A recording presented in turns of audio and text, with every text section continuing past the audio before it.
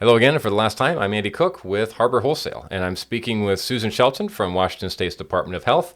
And in this fifth part of our series, we're going to be kind of just wrapping up a lot of the smaller rules that may or may not pertain to most food service operations. Now, to be fair, at least half of this probably isn't going to apply to you as a C-store operator with food service, but you're probably going to find one or two important-ish things. Now, a lot of it has to do with cooking of seafood and dating of shellfish, but there's some other regulations like having pets within your dining facility, and a little bit of freedom that might come with that. And so, with that, thank you for your time, and I also want to remind you that while these changes did come into effect in March of 2022, they're not.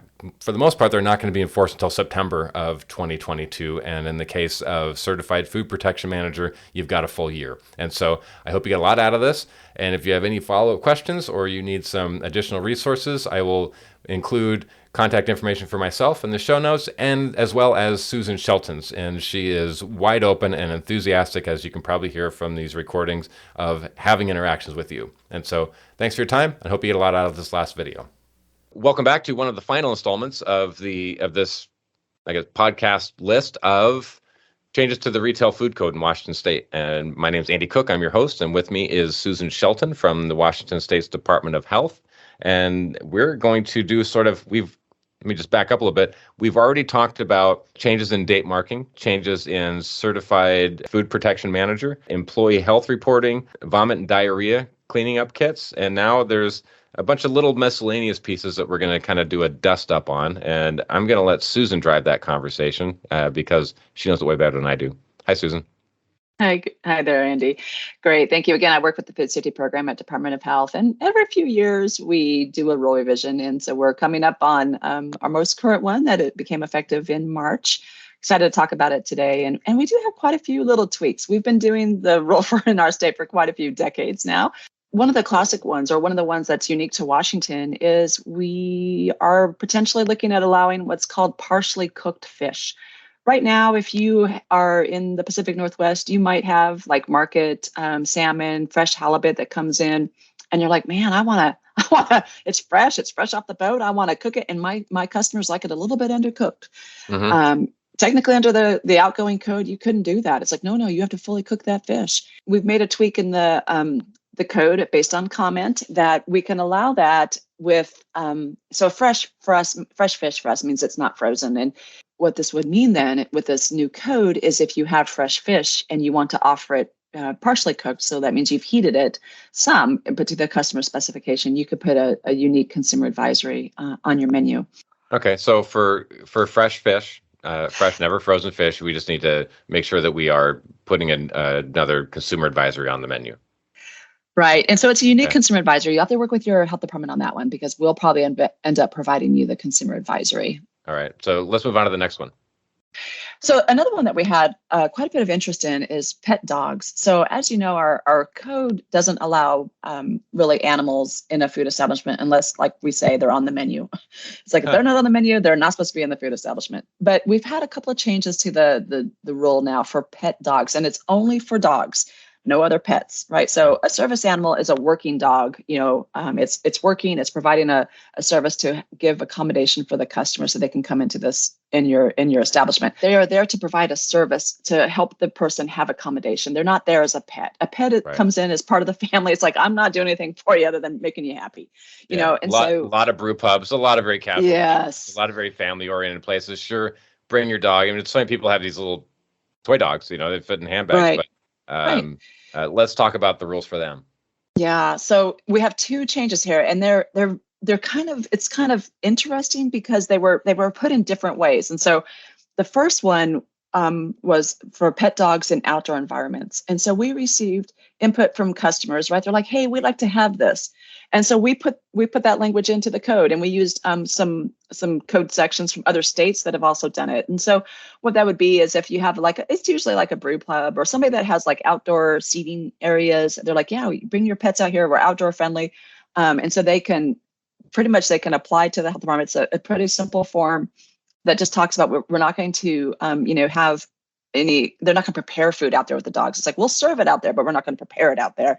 They'll make sure staff don't, play with the dogs, and they're not going to feed them with any dishes that come from the kitchen, that kind of thing. So if you're interested in having dogs in the outdoor portions of your food establishment, as long as you don't do any active food prep out there, so you don't have a barbecue out there, you don't, do like an open taco bar or something like that. As long as it's just service, then you can apply to have that.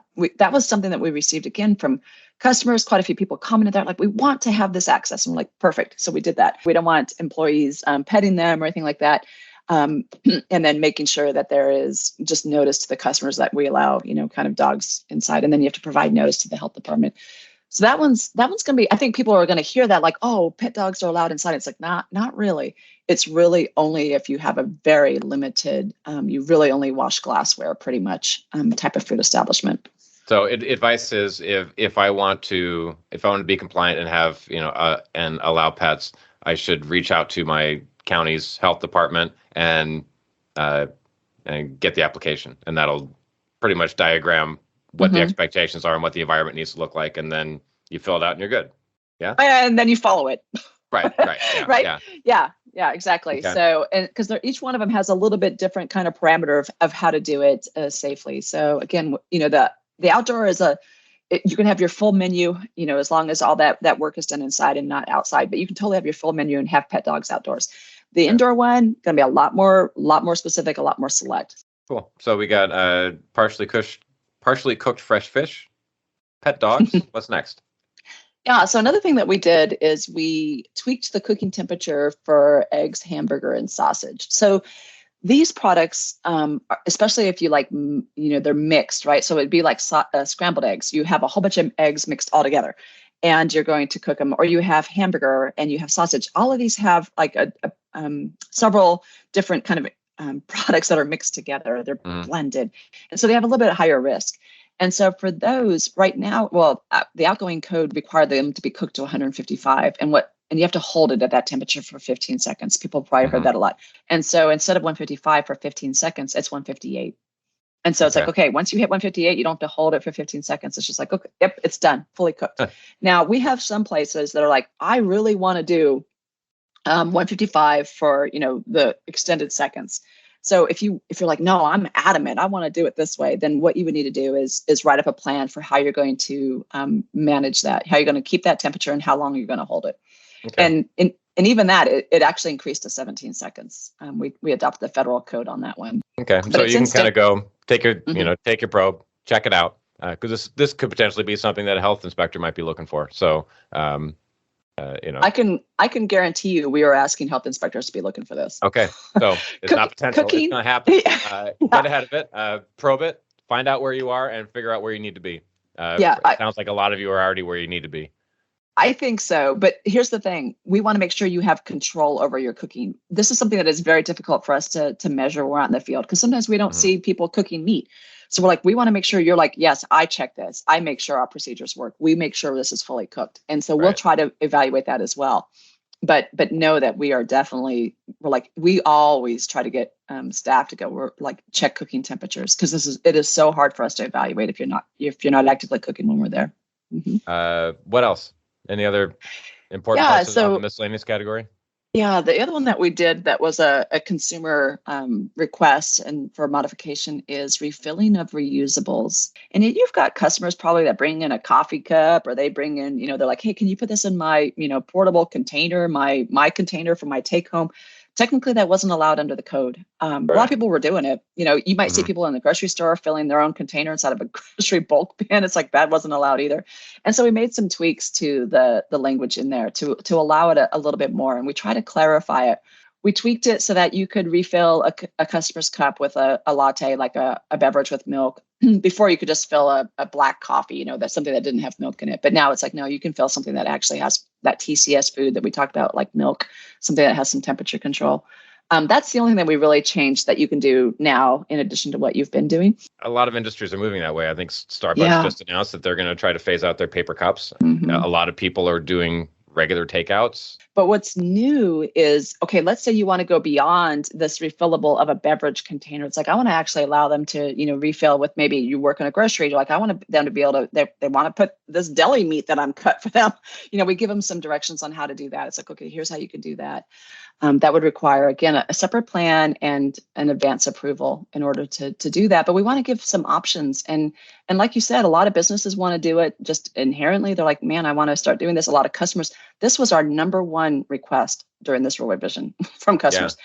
And we actually received, from a lot of other businesses, we even received a kudos on this from the zoo, in the aquarium. I mean, so, we had a lot of individuals go, we want to see you start allowing more refillable, reusable. So we definitely know it's the wave of the future. The one other item I have is molluscan shellfish. We're in the Northwest. We have a lot of molluscan shellfish. So that's your oysters, clams, mussels, scallops, if they're still in their shells.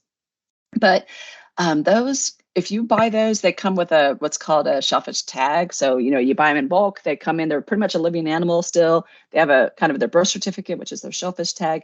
You're probably accustomed to that. You're required to keep that for 90 days after you're done serving that out of that bag.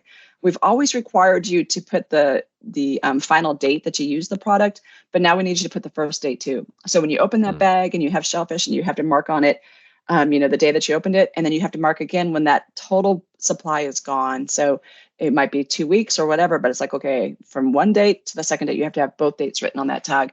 It helps us if we have an illness related to the shellfish. We grow them in Washington. They're grown all over, but we have a large shellfish operations in Washington state. So we want to make sure that if we have people getting sick from these shellfish, that we fix the shellfish area. Okay, so we want to be able to track it as tightly as possible. Let's wrap this up, Susan. Anything else you want to leave us with? Yeah, I think really encourage people to kind of look through it as well. They can reach out to us. We talk to people directly all the time. I love talking about the code. I love talking about the code changes. I really like hearing from operators because it helps us go, okay, wait, this is kind of, where people are looking at this. It helps us train better, helps us be more consistent. So they can totally reach out to us too. Really encourage you to talk with your inspector if you have questions. I hope that you have some time to review some of the materials that we used with the recent rule revision. You can read the full code, but we're always happy to talk with you about it if you have certain sections. If you just want to have conversation about it, we want to make sure you're as looped in as possible. Realize everyone is very busy. We'll do what we can to help meet your need and your understanding. But again, we really this is our educational period. This is the time to talk. So if you can take a spare moment, talk with your inspector, but you can also reach out to your local health department. You can reach out to your partners that you have, in your community that are helping with you, such as what you're doing here, Andy, with saying, hey, I can connect, and just have that conversation. And then, like I said, you can also reach out to us directly. We're always happy to talk about it. Probably one of the most proactive things that you can do is take the information that's being provided to you through us or through, the Washington Hospitality Association did a series on this that Harbor Food Service sponsors. That there's a lot of people that are putting those educational resources together. But one quick way to really be very proactive and positive is to reach out to your health inspector or to your county and say, hey, we're in the educational period. Educate me.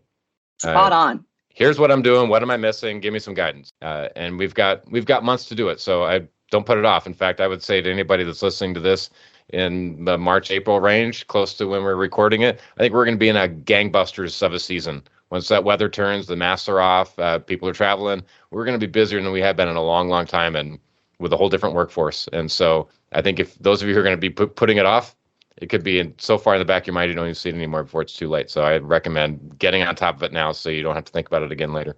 Everybody, this has been Andy Cook, the male voice on this recording, and Susan Shelton, the expert, telling me where I'm wrong and giving us all the insight and clarity that can be brought. And I think you did a wonderful job, Susan. I really appreciate you taking all the time to do this for my own edification and for that of anybody else who might be listening. I appreciate it. It's been an amazing pleasure, actually, Andy. I think you asked spot on questions. I'm hopeful that people take your op-ed and go, yes, I'm ready. I want people to be empowered. I want them to be ready. I'm excited as well. I have high hopes. I love food service. I know that it's a heavy lift a lot of days. Know that we are also here to help you. Ultimately, we all have the same end goal. We want your customers to not only, come to visit, but also keep coming back. And we want them all to enjoy the meal. So do whatever we can to help you. But please, please, please take a moment to go over it and empower yourself and be ready to roll.